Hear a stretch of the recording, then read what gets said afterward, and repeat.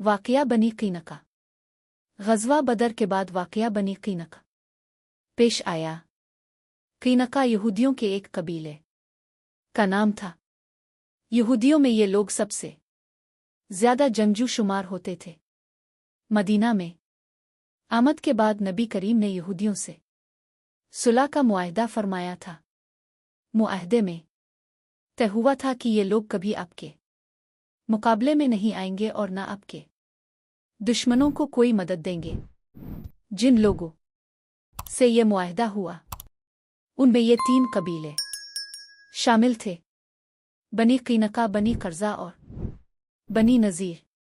मुआहदे की एक शर्त ये भी थी कि अगर कोई दुश्मन मुसलमानों पर हमला करेगा तो ये तीनों कबीले मुसलमानों की पूरी मदद करेंगे, उनका हर तरह से साथ देंगे। लेकिन उन लोगों ने मुआहदे की खिलाफ वर्जी की। उन्होंने एक मुसलमान औरत से बदतमीजी की। उनकी बदतमीजी को पास से गुजरते एक सहाबी ने देख लिया। उन्होंने इस यहूदी को कत्ल कर दिया। ये देखकर महल्ले के यहूदियों ने मिलकर उन सहाबी को शहीद कर दिया। इस खबर के फैलने पर वहां और मुसलमान जमा हो गए। जब नबी करीम को इस वाक़ये की इत्तला हुई तो अपने यहूदियों को जमा करके उनसे फरमाया, ए यहूदियों, तुम अल्लाह ताला की तरफ से ऐसी तबाही से बचने की कोशिश करो जैसी बदर के मौके पर कुरैश पर नाजिल हुई है। इसलिए तुम मुसलमान हो जाओ। तुम जानते हो कि मैं अल्लाह ताला की तरफ से भेजा हुआ रसूल हूं और इस हकीकत को तुम अपनी किताब में दर्ज पाते हो।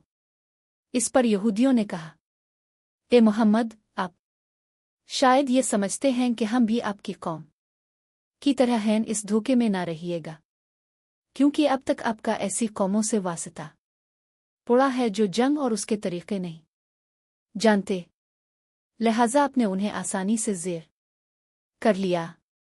लेकिन अगर आपने हमसे जंग की तो खुदा की किस्म आपको पता चल जाएगा कि कैसे बहादुरों से पाला पड़ा है। उनके ये अल्फाज कहने की वजह ये थी कि ये लोग जंगजू और अस्करी फ़नून के बहुत माहिर थे। फिर यहूदियों में सबसे ज़्यादा दौलतमंद थे। हर किस्म का बेहतरीन असलहा उनके पास था। उनके कले भी बहुत मजबूत थे। उनके अल्फाज पर अल्लाह ताला की तरफ से सूरत अल इमरान की आयत नाजिल हुई। तर्जमा, ए नबी, आप उनसे कह दीजिए कि बहुत जल्द तुम मुसलमानों के हाथों शिकस्त खाओगे और आखिरत में जहन्नम की तरफ जमा करके ले जाए जाओगे, और जहन्नम बहुत बुरा ठिकाना है। इस धमकी के बाद बनी क़ीनक़ा कला बंद हो गए। नबी करीम अपने सहाबा के साथ उनके कलों की तरफ रवाना हुए। आपका परचम इस ग़ज़वा में सफ़ेद रंग का था और हज़रत हमज़ा के हाथ में था। उन कलों की तरफ रवाना होने से पहले आप ने हज़रत अबुलबाबा को मदीना मुनव्वरा में अपना कायम मकाम मुकर्रर फरमाया। अपने यहूदियों की बस्ती का मुहासरा कर लिया। ये मुहासरा बहुत सख्त था, 15 दिन तक जारी रहा। आखिर अल्लाह ताला ने उन यहूदियों के दिलों में मुसलमानों का रोब तारी कर दिया।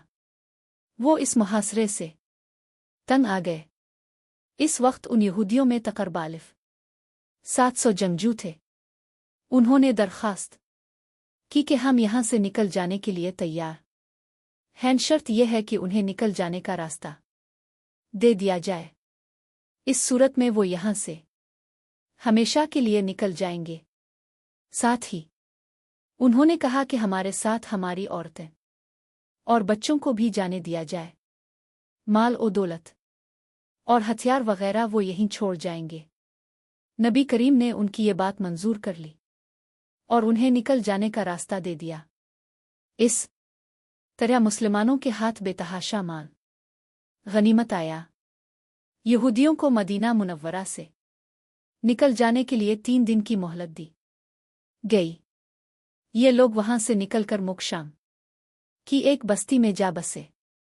एक रवायत के मुताबिक 1 साल भी नहीं गुजरा था कि वो सब के सब हलाक हो गए। ये नबी करीम की बद्दुआ का असर था। बनी क़ीनक़ा के वाक़ये के बाद और भी छोटे छोटे ग़ज़वात हुए। उसके कुछ अरसा बाद नबी करीम ने हज़रत ज़ैनब बिन्त जैश से निकाह फरमाया।